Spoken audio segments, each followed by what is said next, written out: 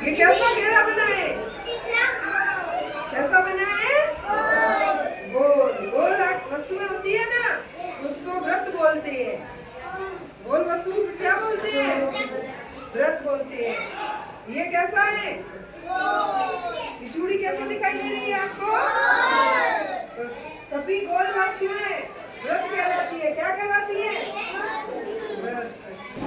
आप जिस आकृति में खड़े हो ना, इस आकृति को क्या बोलते हैं? त्रिभुज बोलते हैं। त्रिभुज में कितनी भुजाएं होती है? 3 भुजाएं होती है। त्रिभुज में कितनी भुजाएं होती है? 3 भुजाएं होती है। 3 भुजाओं से घिरी बंद आकृति को त्रिभुज कहते हैं। त्रिभुज में कितनी भुजाएं होती है? 3 भुजाएं होती है। आप जिस स्थिति में खड़े हो, इस स्थिति को वर्ग कहते हैं। क्या कहते हैं? वर्ग में कितनी भुजाएं होती है? 4। अब जैसे देखा, ये एक पंक्ति क्या हुई? एक भुजा। क्या बना? और ये दूसरी पंक्ति, दूसरी भुजा।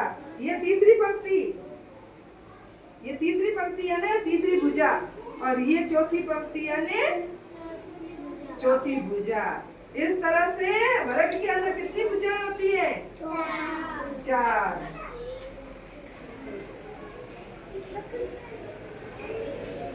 अभी आप खड़े हो ना, इस आकृति को आयत बोलते हैं। क्या बोलते हैं? आयत। आयत में भी 4 भुजाएं होती है। आयत में कितनी भुजाएं होती है? 4 भुजाएं होती है। आयत में हमेशा आमने और सामने की भुजा क्या होती है? बराबर होती है। आयत में ये भुजा है ना, ये और ये बराबर होगी। ये और ये भुजा बराबर होगी। इस प्रकार आयत में कितनी भुजाएं होती है? 4 भुजाएं होती है। अभी हमने क्या क्या पढ़ा? किस किस के बारे में पढ़ा? कोई बता सकता है? कौशल्या बता, सबसे पहले किसके बारे में पढ़ा? गोला बनाया था। गोले को क्या बोलते हैं? क्या बोलते हैं गोले को? क्या बोलते हैं? वृत्त। क्या बोलते हैं? और उसके बाद 2 नंबर पर क्या बनाया था? त्रिभुज। त्रिभुज में कितनी भुजाएं होती है? 3। उसके बाद वर्ग बनाया था। क्या बनाया था? वर्ग में कितनी भुजाएं होती है?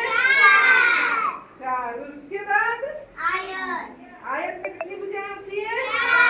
4 भुजाएं होती है।